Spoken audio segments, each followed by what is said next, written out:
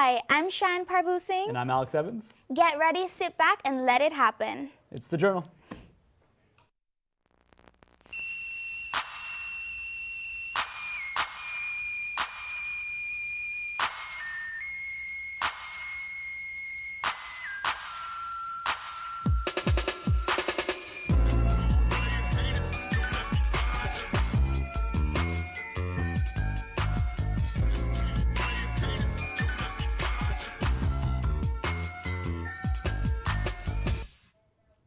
Welcome back to another episode of The Journal. Here on the show, we love documentaries and digging into stories you might not otherwise know.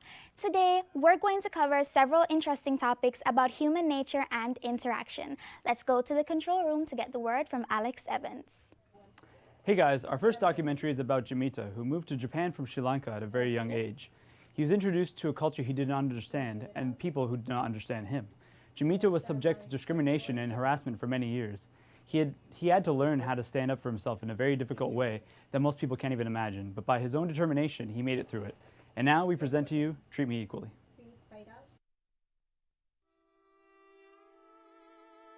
So my name's Jamita, and when I was in Japan, I was bullied because of my color.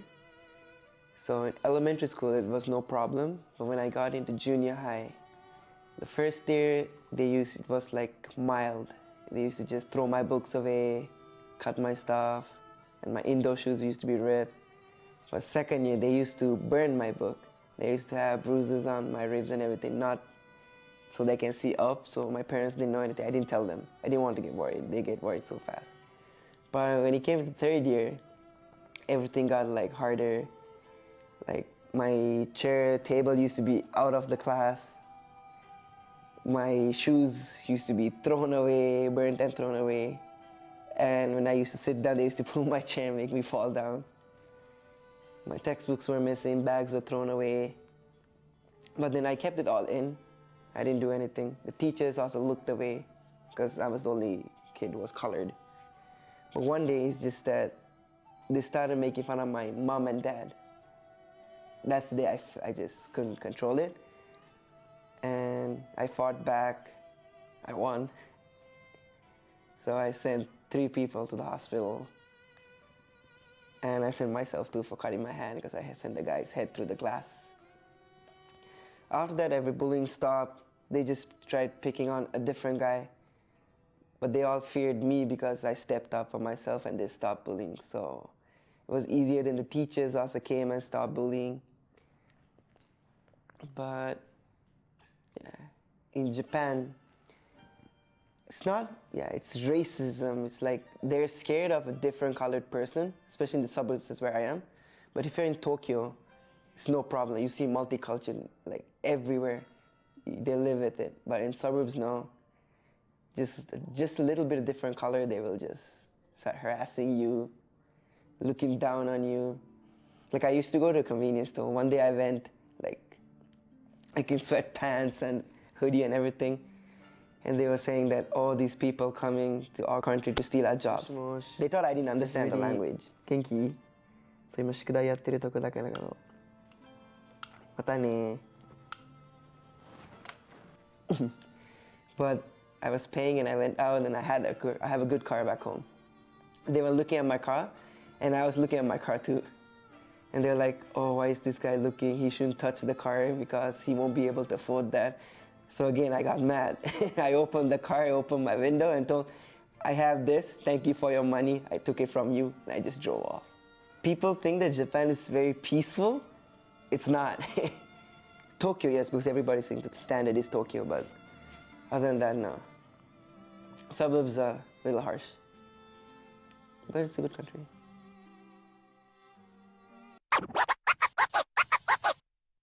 I can't imagine what it must have been like to go through such torment. I mean, I'm glad he's okay now and feels safe in Canada. It's so terrible and frustrating how racism can still exist that way, you know?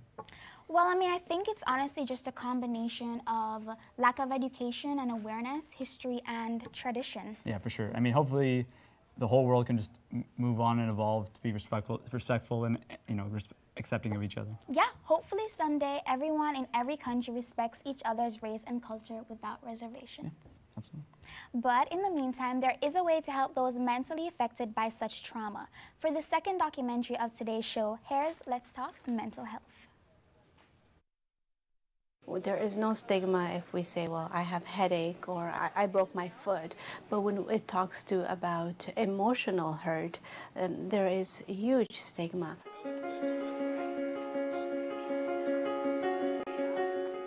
Every year on January 25th, Bell Let's Talk Day is a national program to break the silence about mental health. At Centennial College Story Arts Center, Roma, a personal counselor of the campus, coordinated the event. So what we're trying to do is start the conversation with our student about how to end stigma, how to talk about mental health and educate ourselves, to watch our language. How we talk about mental health is really important. And also just kindness, random act of kindness. Sometimes just stopping and saying hello or asking about how the person is doing or another student is doing goes really long way. The event includes information pamphlets, wellness kits, henna tattoos, and mural drawing. Stats Canada would say that 1 in 5 individual is diagnosed with mental health issues, and those mental health issues vary from depression to bipolar to schizophrenia and many other forms of mental health issues. I spoke with individuals about mental health. What's the word on your hand? Oh, it's hope. Why I chose hope was the first thing that come to mind, and I'm also a sufferer of anxiety as well. I suffer from generalized anxiety disorder and depression, so I think this event is really good for raising awareness with regards to mental health, and I chose hope because you have to stay strong and you can't let things get in your way, and there's always hope. The best word is always, whatever everybody keeps telling you in a situation when you have trouble, is keep going, keep doing it, keep trying. Because if you keep is the key word. Keep doing what you are doing. Eventually you will succeed. I'm very compassionate towards everyone, so that's the reason I choose love, I choose joy. I like people being happy with me. I like people who are surrounded by me to be very happy. Just don't give up, just keep pushing, take it one day at a time. Once you take it one day at a time, you see the bigger picture because you can't see everything. When your brain is just like, because I know I go through it when I have to think everything at once and trying to figure out my life and everything. And I'm like, just take it, breathe, take a deep breath and actually take in everything that you are in. And also think about what you have accomplished, the things, how you got there, how you get there. So I would say don't give up, stay focused, you're doing good, and yeah. We all have responsibility towards ending that stigma. Can you believe 1 in 5 people suffer from mental illness? It could be your classmate, a friend, or even a family member. But being able to talk about a mental illness to someone you know is hard. So Alex, in your opinion, how should people who have a mental illness be able to approach others about their struggle? I think it takes a lot of courage and to trust the people you talk to because some people may not know what to say or how to react, and some people may react badly, which is scary for anyone.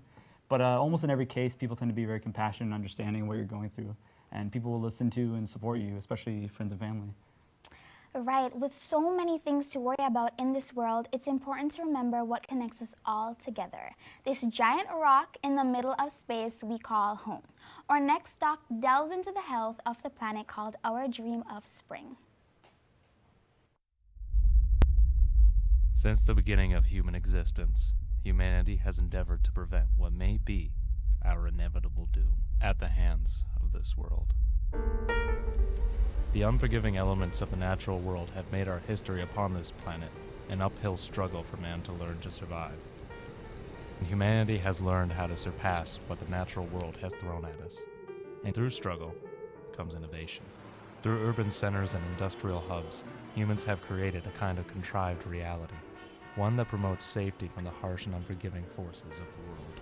However, as we have bitterly strived to improve the conditions under which we live, we seem to have forgotten the fundamental lessons that our ancestors lived and died by. We live in a dream of spring, where in which the natural forces of the world no longer hinder our survival, and where we dominate the planet.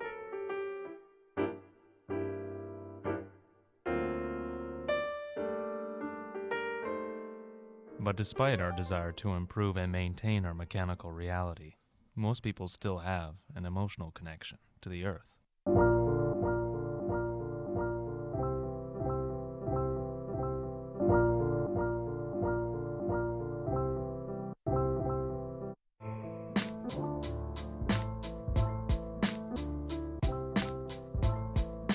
In cities, trees represent one of our remaining links to the natural world. Properly managed urban forests provide multiple services to city residents. Cleaner air and water, cooler temperatures, energy savings, and higher property values are among the many benefits.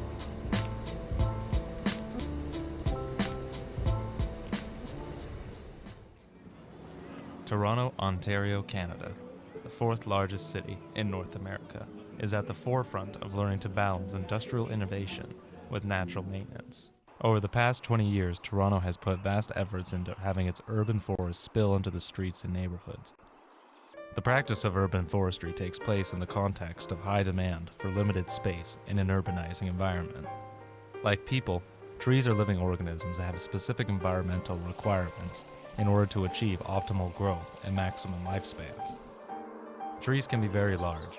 The root systems of a mature tree can occupy well over 500 meters of area and requires healthy soil to support growth. Toronto's urban forest also improves air quality, intercepting almost 2,000 metric tons of air pollutants annually. Humans have grown into a strange position, unlike anything else on this planet, where we have the ability to realize the balance of power between ourselves and nature. As we carry on our practices of harnessing the beneficial power of the natural world, we cannot forget just how dependent we really are on what the world gives us. And when that goes, so will we. We as a species have come a long way in understanding the balance of power, and we're attaining more and more understanding, and will either perish by our doom or our failures. But we needn't give up our dream of spring, where we and the earth build and grow together.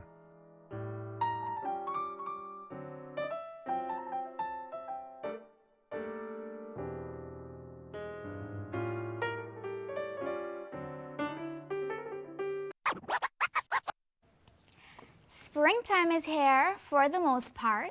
Hopefully, the weather will not drastically change like it has for the past month. What's your favorite season? Anything that's not the last couple months of just unpredictability of like, hey, today's spring, tomorrow's winter. I've never looked forward to spring, proper spring and summer more. But yeah, I think Stephen, who did that documentary for us, did a very good job of showing everything. Right, it's good. Now it's time for our last documentary. Toronto is jam-packed with creative talent, but have you ever wondered where they get their inspiration from? After watching this next doc, you might have a better understanding of what it takes. Let's have a look at our fourth and final doc for the episode. I give you in a simple way.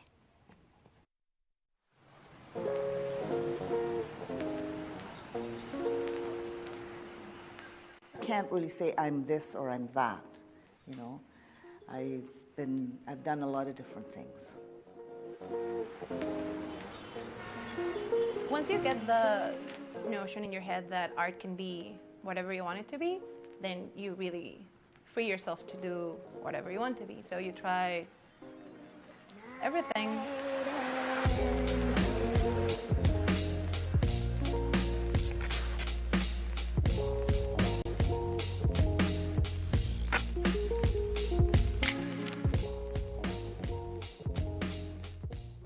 Flags and the visuals of all these flags and these colors and the music, and everybody's excited, and it's kids. There's nothing like seeing children really have a good time. Well, throughout my adult life and my professional career, I've done a whole bunch of different things.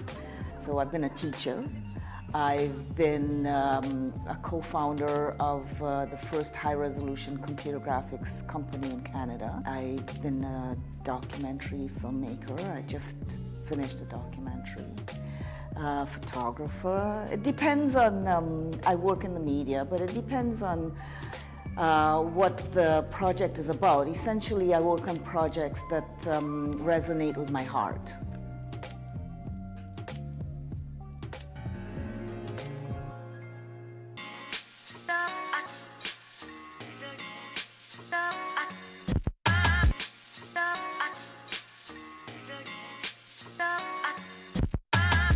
I think watercolor is what I go to feel safe. I think people identify what I do with watercolor, or at least the first things I did. When I went to college, that's the first moment I thought art was the way to go. I did study 1 semester of fine arts, but I was not ready. And that really defined what was the college experience for me, feeling not ready to do what everybody else was doing. So I changed into graphic design, and I was really, really happy. I took that choice because that's what I needed. I needed somebody to tell me, even if it sounds bad, like, this is what I need. This is what I need from you. This is what you work with. You make something out of that, right? So graphic design gave me these tools and abilities, traditional and digital, to fend for myself in the graphic design world. And then I felt I needed to give it another go, to start to study fine arts. Not that I felt that I couldn't draw or be an artist as it was, but I've always been really happy at school. And I thought this is the next step. But I think we are extremely fortunate in this city, and in a lot of big cities, I would say, to have the rich culture, because, you know, you have people from all over the world, and they bring their arts with them.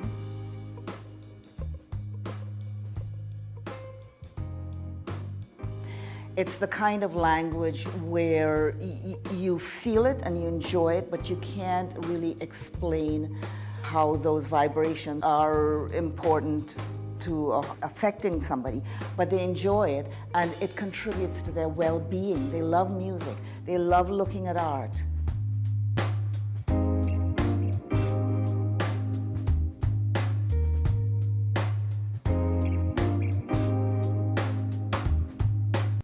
I think art is important to our well-being, and a lot of people don't really understand how important that is. But people don't understand that everything in the world is designed. A chair, a cup, takes an artist of some kind, a designer of some kind, to start designing what it is that eventually becomes a product or piece of art or a piece of music. So it is critical to our well-being in so many ways, and I don't think people really appreciate the value of artists and the importance of artists in their lives. And that's a topic that I feel very passionate about.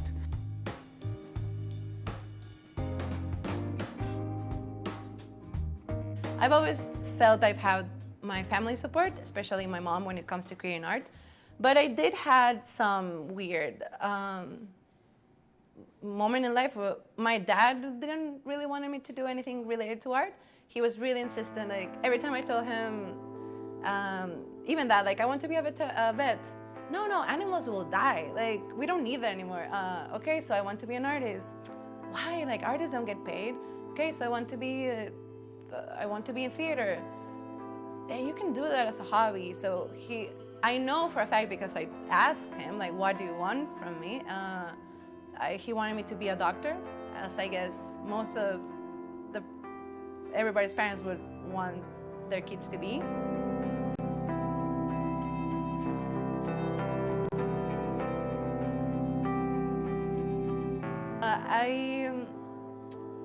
But then he took it in as, this is who you are, and I can't change that, right? As long as you're happy, then we'll go with that. We'll go with the flow.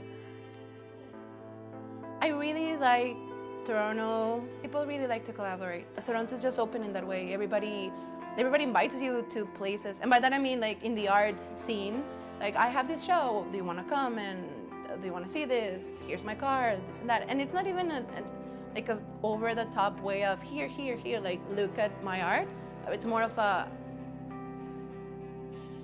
this is what I do, and are you interested? And I'm also interested in what you're doing. I think it's very powerful, to be honest.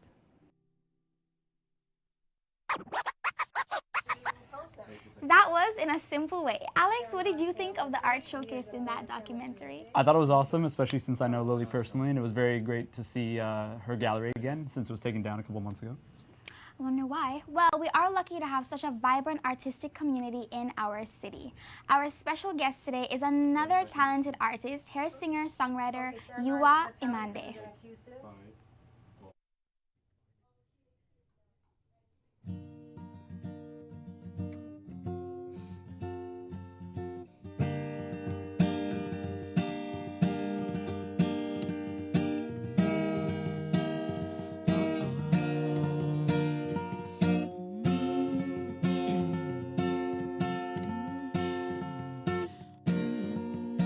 It seems 20 years have gone by, and I know in my soul what my goal is.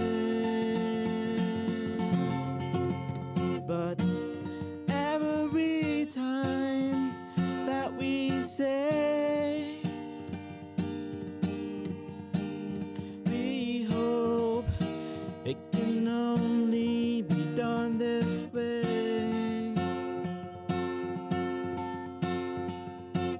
With lines as the streets, I spit to express, and broccoli on those lines like it's a highway. My friend Bobby there, he taught me how to press and press on to success. I wanna be a man, do more, talk less, and not just cruising the city with chicks topless. I see my dogs in the hood, I'm like God bless. I wanna spread love in the city like a cat rest. Yes, my name is Yua, can tell that I'm the master, cause I got the killer swagger, better than even Jagger. See, haters all like maggots, was who kid them daggers. They have to better salute me like the father's yo. And I can see what you mean, but it seems I have to know, and I have to go to clearly understand. Oh, oh yeah. With lines as the streets, spit to express. Same and easy, it's on the TV. You can see me getting the BET awards, plenty, readily, heavily, steadily, readily. Man, I'm just climbing and never dropping or stopping, cause you can see that I can be the king of hip-hop, and I don't know what is what I do. This is what I do every day. I just wanna say thank Yahweh, thank him for everything that has been done for me since the beginning. You see that I've been climbing and never stopping or dropping from the topping, cause like I've said before, cause that's what I would do. I would soar, fly to the sky, I would be high, and by the grace of God, man, I would do anything that comes to my mind, and I will abide, I will never rewind, I will just do my thing, and I will just be me, you. I know there it goes, cause I can see it sip, dip in my soul. I just hope that you can play.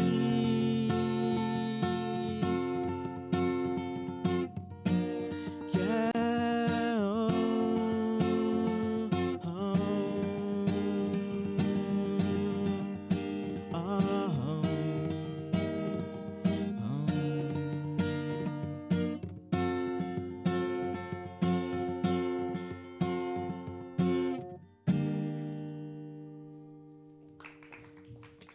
Oh my gosh, thank you so much. That was such a great performance. Thanks so much. Great stuff. Well, that's all the time we have today, but make sure to tune in next time for more great documentaries. You don't want to miss any of those. For this edition of The Journal, I'm Cheyenne Parbusing. And I'm Alex Evans. Have a great night. Bye. All right. Okay. So now we're in the